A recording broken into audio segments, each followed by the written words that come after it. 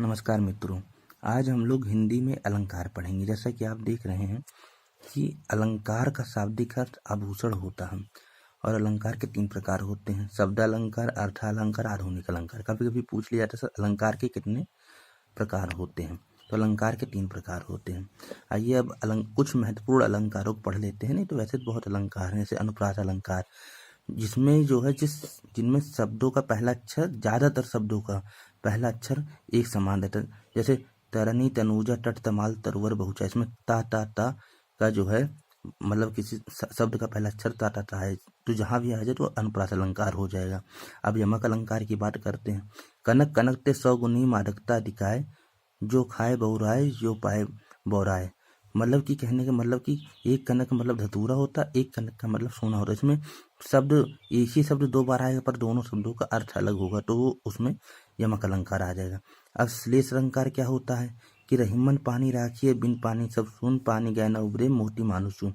मतलब पानी तो एक ही बार आया, पर इस पानी का तीनों जो शब्द आए मोती मानुष चून में अंतर अलग अलग आ गया। तो मतलब इसमें देखिए दोनों शब्द को एक शब्द 2 बार आएगा, दोनों का अर्थ अलग होगा। और इसमें शब्द एक ही बार आएगा, लेकिन इससे जो रिलेटेड और शब्द होंगे उनका अर्थ अलग होगा। तो ये यमक और श्लेष में अंतर हो जाता है। अब उपमा अलंकार में आप देख लीजिए। उपमा अलंकार जैसे मुख चंद्र सा सुंदर, मतलब किसी निम्न चीज को किसी बड़े बड़े चीज के साथ तुलना करना, और इसमें योजक चिन्ह बीच में आ जाता है। मुख चंद्र सा सुंदर है, योजक चिन्ह आ जाएगा और सा सी से आ जाएगा, सा मुख चंद्र सा सुंदर। और इसी का उल्टा प्रतीप होता है।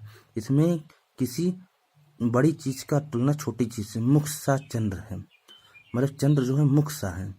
तो ये मतलब उपमा का उल्टा होता है, और पर इसमें योजक चिन्ह नहीं आता। हाँ, आइए अब हम लोग देख लेते हैं अनुपम उपमेय उपमा अलंकार। इसमें प्रतीप प्लस उपमा का मिलन होता है। इसमें मतलब कि चंद्र का मुख से भी जो है संबंध कराएगा और मुख का चंद्र से भी संबंध जिसमें कराए, मतलब दोनों का एक दूसरे से संबंध कराए, उसमें उपमेय उपमा अलंकार हो जाता है। अनन्वय अलंकार वो होता है जब उसी के समान उसी को कहा जाए। जैसे राम से राम, सिया सा सिया, मुख मुख सा ही है, मतलब उसी के समान उसी को कहा जाए। और प्रेक्षा अलंकार तो आप लोग सब लोग जानते ही हैं, जिसमें मन मानो जन जानो ये सब आ जाए। जिस जो है लोकोक्तियाँ, मतलब किसी उसमें जो है तो उसमें मन मानो जन जानो जहाँ आ जाए तो प्रेक्षा अलंकार हो जाएगा। रूपक अलंकार क्या होता है? इसमें देखिए रूपक अलंकार में आपका ये योजक चिन्ह तो आएगा पर सा सी से नहीं आएगा। जैसे मुख चंद्र है, चरण कमर बंदो हरिराई, इसमें मुख चंद्र सा, इसमें देखिए उपमा अलंकार में आया था मुख चंद्र सा सुंदर है और योजक चिन्ह में आया था, पर आपके इसमें रूपक अलंकार में मुख चंद्र है, योजक अलंकार है, पर सा सी से नहीं आया, तो जो रूपक अलंकार हो जाए। अतिसंयुक्त अलंकार जिसमें बढ़ा चढ़ाकर बात करना। हनुमान की पूंछ को लगन ना पाई आग, लंका से गिरी जल गई, गया निशाचर भाग।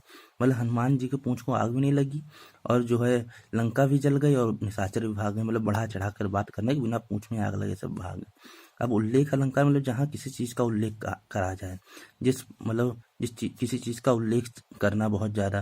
जैसे जाकी रही भावना जैसी, प्रभु मूरत देखी तिन तैसी, देखहि भूप महारंधीरा, मनहु वीर रस धरे शरीरा। तो जो उल्लेख, किसी चीज का उल्लेख करा जाए, वर्णन करा जाए, तो उसमें उल्लेख अलंकार आ जाता है। दृष्टांत अलंकार उतना इम्पोर्टेंट नहीं, इसको छोड़ दीजिए। विभावना अलंकार मतलब इसमें देखिए बिनु पद चले सुने, बिनु काना कर, बिनु कर्म करे विधि नाना। बिना करे वो काम हो जाना, मतलब बिना पैर के चल रहा है और बिना कान के सुन रहा है। मतलब ये चीज है कि बिना कार्य के अभाव में वो कार्य हो भी जा रहा है, उसमें विभावना अलंकार हो जाता है। अब विशेषोक्ति अलंकार क्या है? नयनों से सदैव जल की वर्षा होती रहती है पर तब भी प्यास नहीं बुझती।